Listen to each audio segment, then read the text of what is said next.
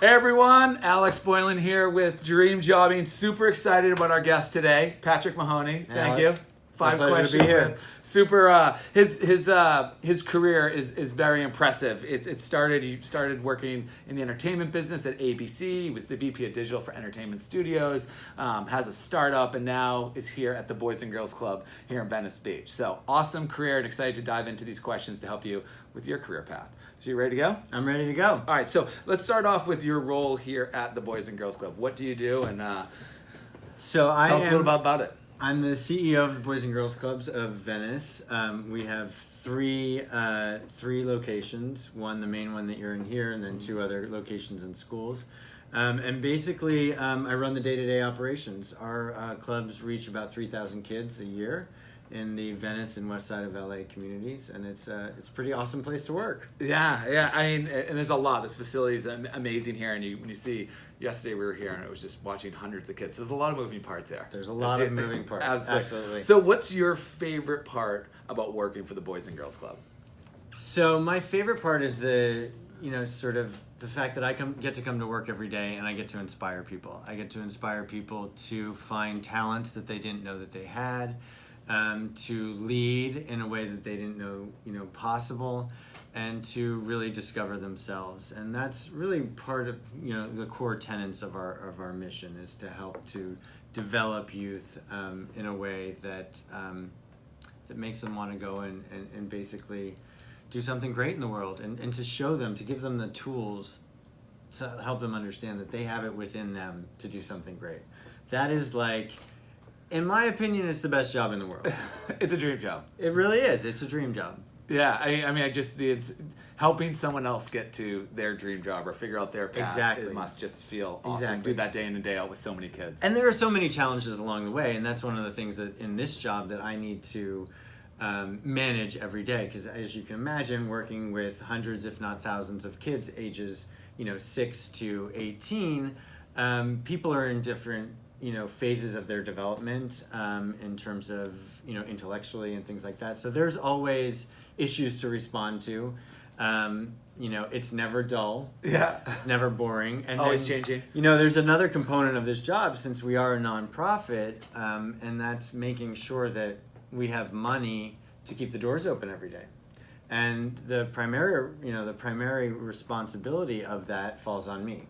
So not only does my job encompass sort of making sure that that we have a staff that's inspiring people, that's teaching leaders, or teaching leadership, teaching kids how to become leaders, inspiring kids to be creative, and also making sure that they have fun while they're here. That's really important to us too. It's not all learning; it's fun too.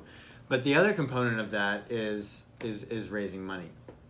So that's a really important part of this job too, is being able to feel comfortable to go to people and sell your passion, sell your vision, in order to get them to write checks. So with all that going on, what's an average day like for Patrick Mahoney here as CEO?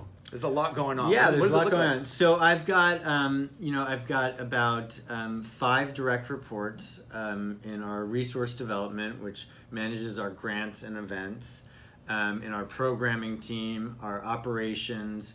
So usually I'll have, every day just a quick, I'm not a big fan of long meetings. Right. I'm more, Getting it out? Just the concept for the dream jobbing sort of 15-minute, I tell my staff, everything that I need to know should be able to be distilled into 10 or 15 minutes. I don't need to elaborate on meetings. So I like to have a quick check-in, usually 5 minutes or so, with each one of my staff department leads. Figure out what's going on that day. Mm-hmm. Do we have kids, during the summer, we've got kids going on, 10 different field trips, all dependent on age groups. So there's a lot of moving pieces. Mm-hmm. There's a lot of financial components to that too, that I have to make sure that there's budget for it and that we're paying appropriately, the vendors and all those kinds of things. So I kind of try to get all of that done in the first hour or two of the morning, making sure the logistics for that day and anything we need to plan for are taken care of.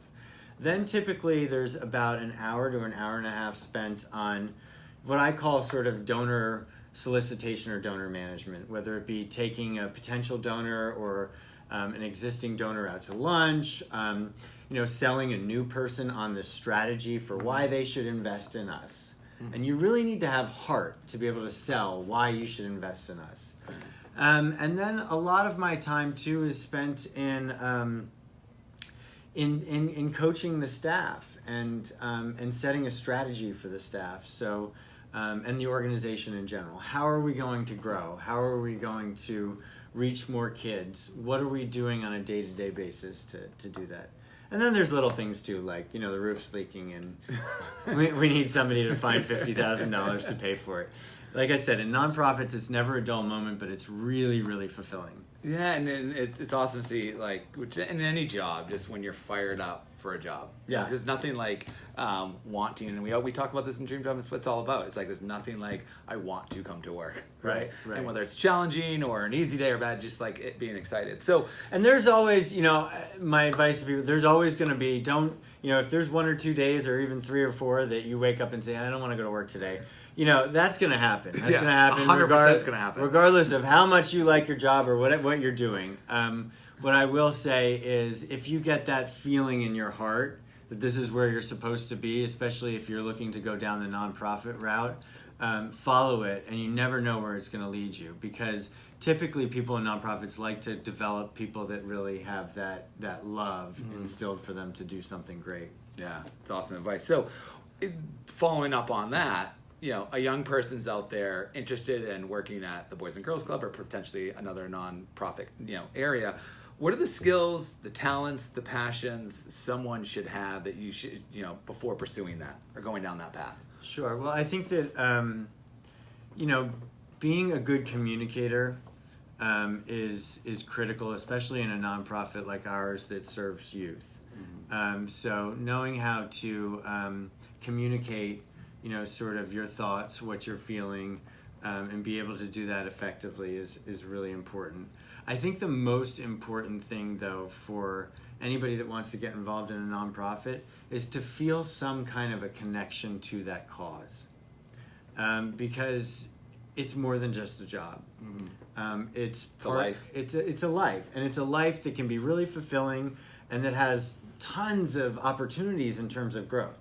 And I think that, if you find that passion within you to want to go down a route of helping a certain organization or organizations that, help kids or that help people with cancer, whatever it might be, like, people will train you. It's just having that fire within you that says, this is why I want to be part of this cause. The rest of it will fall in line. Yeah, it's almost like proving to, like, you, if I'm coming in the door, it's like, why am I going to spend time with you? Why am I going to train you? As you were talking about, moving up to the your directors, even below that, everyone I feel like wants to help, you know what I mean, and wants to pull that person up. They just want to see that they're excited about it. That's worth their while. Yeah, and I think exactly. You want to see that passion, you want to see that excitement, and you want to see the ability to effectively and clearly communicate.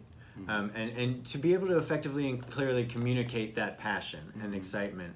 And then also know what you're good at. So I'm not going to hire somebody, even if it's an entry-level person, into, say, our marketing department that doesn't have good written communication skills. But they might be a whiz with math or accounting. So we'll look at putting them into finance. So just know where your at least elementary skill sets are. Kind of combine that with a passion, and there's a lot of avenues for development in nonprofit work. That's awesome.